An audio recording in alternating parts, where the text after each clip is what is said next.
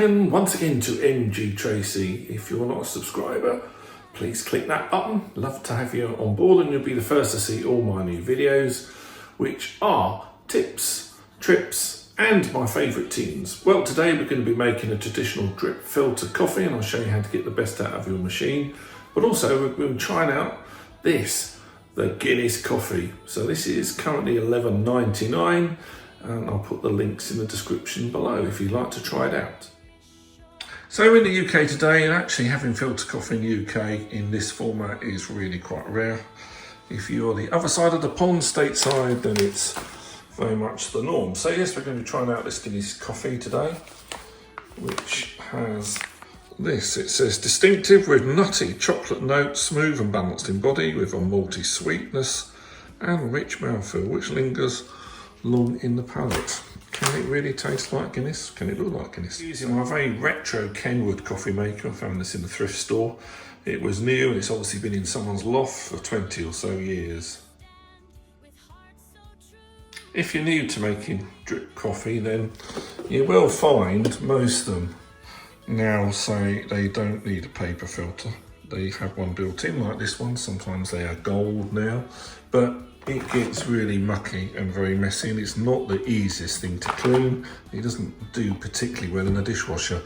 So you are really going to need some filter coffee papers. Now these I bought in Dollar Tree quite a while ago. Most of them now have swapped to being non-bleach, so they're a light brown. This picture here. Better for the coffee and certainly better for the planet. I'll put the links below for those as well. Right. Let's get stuck in and try our first Guinness 232 coffee. If you've not used your machine for a while, then you need to put a little bit of water in here, shut it all up and just run that through, chuck that water away, and that'll clean out anything inside, but also the boiling process to make sure that there are no bugs that have somehow built up in there. So one of the things you need to know is really how many cups you're going to make. Coffee that is stored on these hot plates for more than an hour, an actual chemical process happens and the coffee definitely loses a lot of its taste. So they're only really good for an hour. So you need to think about on the side how much water you're going to put in there. Each of those dots is a cup and that corresponds roughly to 1 tablespoon of coffee going into the filter. So I'm going to fill that up with water now. Now if you don't like your tap water, then perhaps you'll need to run this through a filter or something first. Here in London the water tastes fine, so I'm happy to. It's going to be boiled anyway, isn't it? Let's pour that in.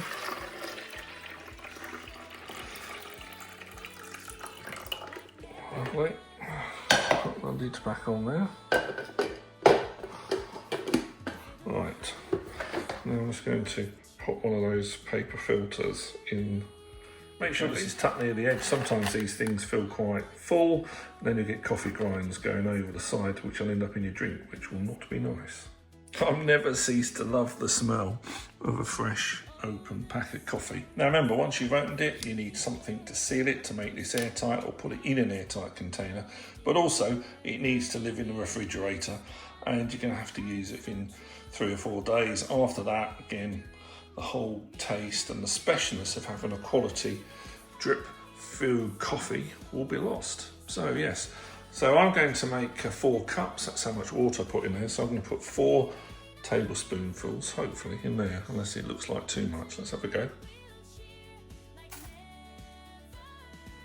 And that's what 4 tablespoons look like. Make sure that you have leveled it off a bit, but don't compact it down. That's just going to mean the water struggles to get through and you stand more chance of it overflowing and taking some of the rubbish the wrong side of the filter.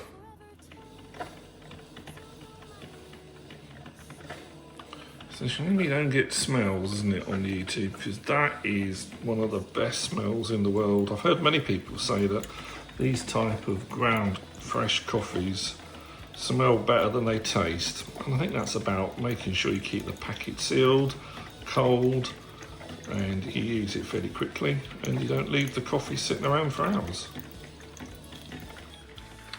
So while we're waiting for that, I'm not sure whether I might actually try drinking Guinness coffee out of a Guinness glass. But I've certainly got my Guinness beer towel out. I do like all these bits and pieces you can get off Amazon now. Again, links below if you want to buy something, and that'll drive a little bit of extra money that I can put towards future videos. This is chugging along lovely there now. Not long. So when you start to see the water's gone from there and you get your funny gurgling noise, that is the end of your water. But it doesn't mean that it's going to stop dripping yet, because you've still got all the water that's working its way through the coffee grinds in the top there. So really pull that off. On some of the more modern ones, you'll find as you pull the carafe out, it stops. On these older ones like this, it doesn't. If I pull that carafe out, I'm just going to have coffee all over the base unit. So I've got to wait for that to finish. But it's certainly the colour of Guinness, isn't it? Here we are. So that's how it looks when it's poured. There's almost a pint of Guinness coffee there. And it's very close on the colour, isn't it? I'm going to add a little bit of oat milk in. Now, I started using oat milk when I started having some problems with IBS, and actually I think it turned out to be gluten rather than lactose, so I could probably go back to normal milk. But actually in coffee, if you've never had it, a nice thick oat milk is actually, I think, better than many of the ordinary cow's milk. So if you've not had it, trust me, do try that. Alright, let's have a little sample of this then. Right, well, it's a really nice coffee. Does it taste like Guinness? No. Does it smell like Guinness? No. Is it anything like Guinness at all? I'm not sure it is.